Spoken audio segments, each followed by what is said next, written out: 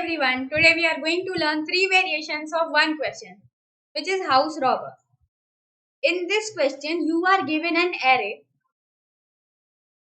and you are a robber and you have to steal money from all the houses such that you have maximum amount of money. But the constraint given is we cannot rob from adjacent houses. For example, if I am stealing money from house 1, then I cannot steal money from house 2 because they are adjacent. So if I am taking 1, then I can steal it from house number 3.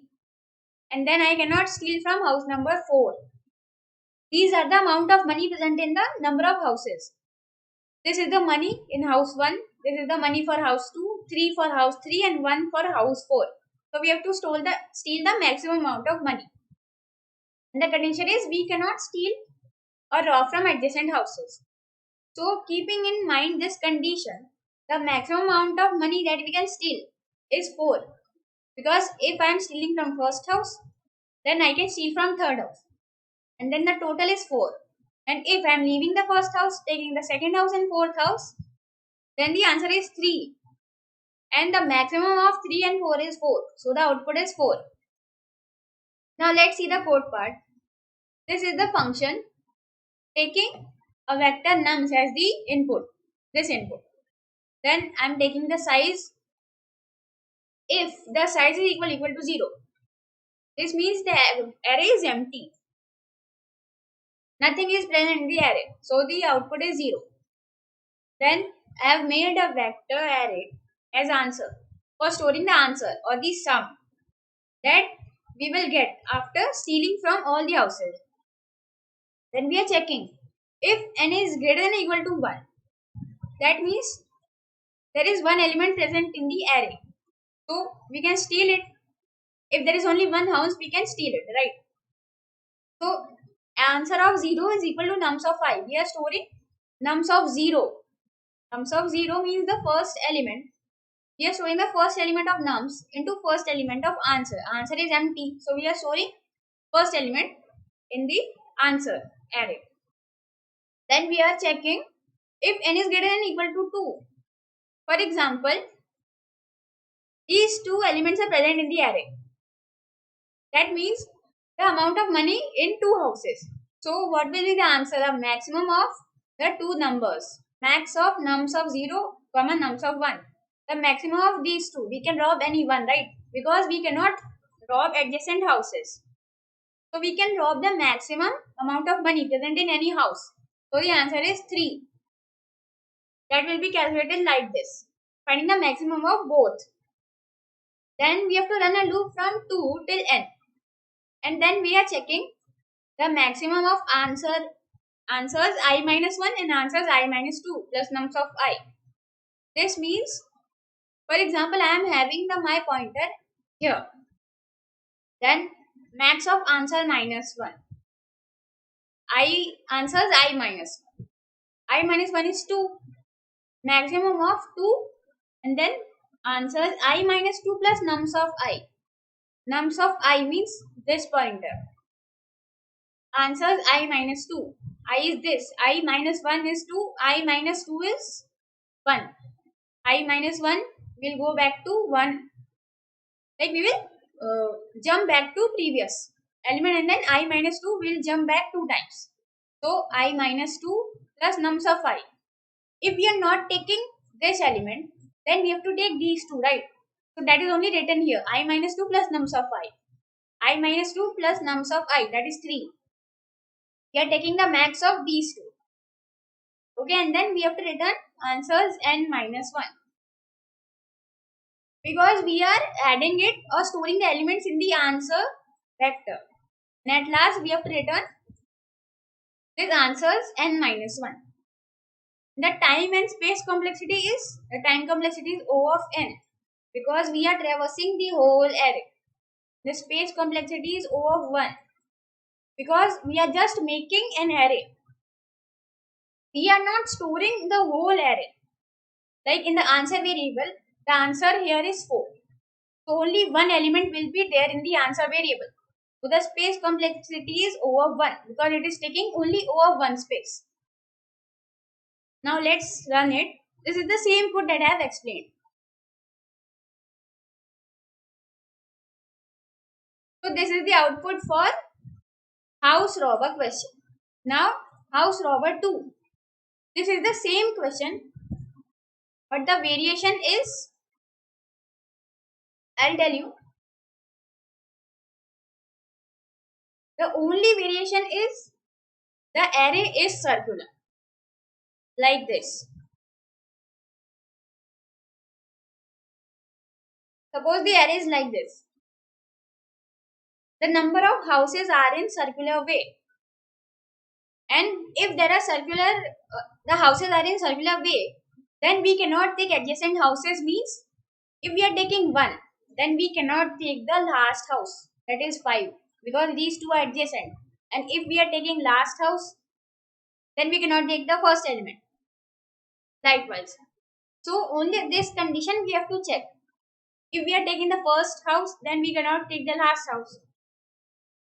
So the answer will be C.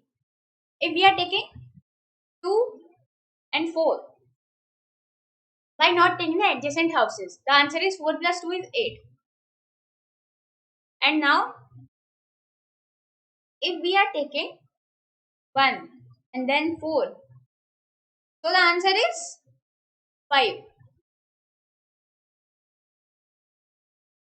So now, as we have taken adjacent elements, the answer is 8, because it is the maximum of the choices that we can take. Because if we are taking first element, we cannot take last element. See, okay. Now here only one condition we have to check. As I told you, the circular thing. If we are taking first element, then we cannot take last element. So let's see the code. The time and space complexity is same. This is the same function that we wrote for house robber 1. See, this is the same function. Only thing we have to write is this function. See, we are storing the size. Then if n is equal to 0, that is nothing in the array, then we have to return 0. If there is one element, then we have to print that element or store it in the answer. And then the main function or the main thing that we have to write is, you have to find the max of nums dot begin and nums of n minus 1. This means if we are taking the first element, then we cannot take the last element. So we have to subtract it, and minus 1. Then if we are taking the last element, then we have to skip the first element. So we are writing nums dot begin plus 1. We are skipping the first element. So nums dot begin plus 1. If we are taking the first element, then we have to remove the last element. Nums dot end minus 1. And we have to take max and solve with this function of house robber part 1. We have to apply this function till the condition is valid. Like we have to check for both the conditions, and then we have to return the max of both. Taking the first element and then not taking the first element. This was the only logic for house robber 2. Now let's see house robber 3. In this question, the houses are given in the form of trees. And in this also the same condition applies. We cannot draw from alternate houses or adjacent houses. So it is not alternate, it is adjacent only.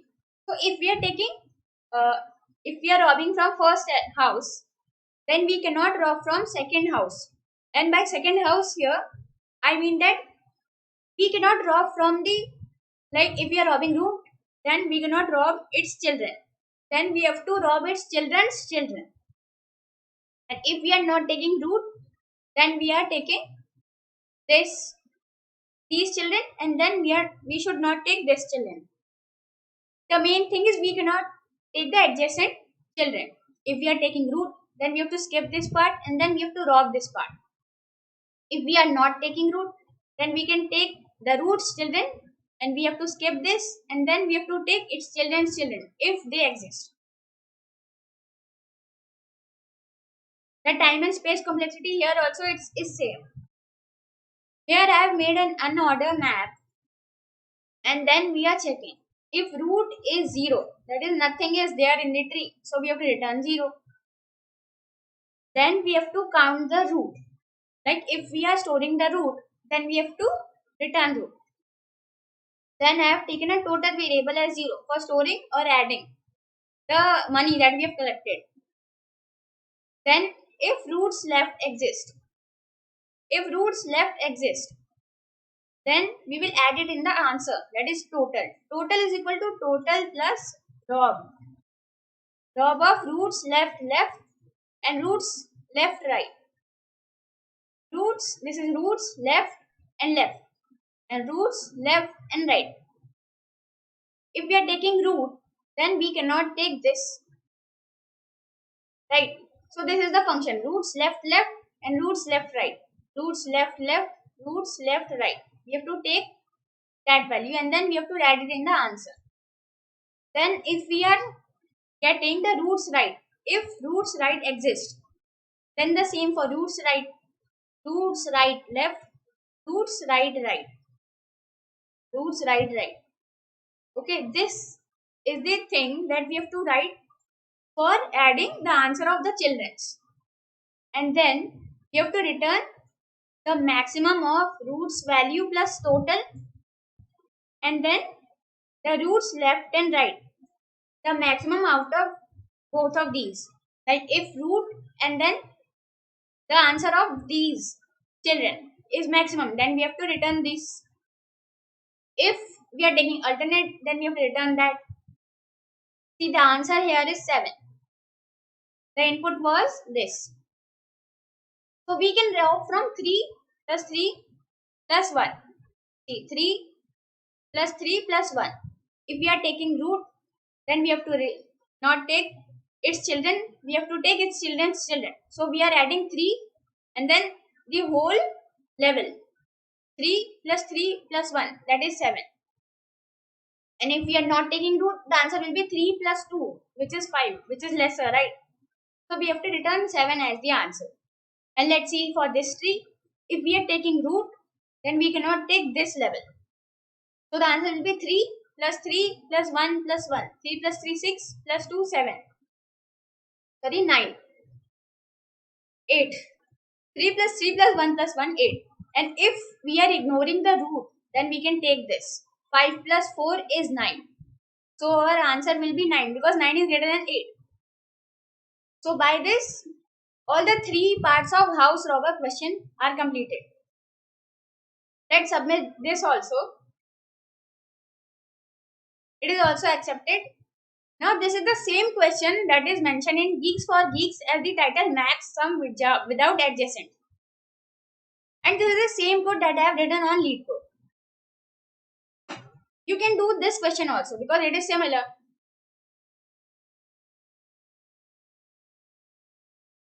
It is also accepted.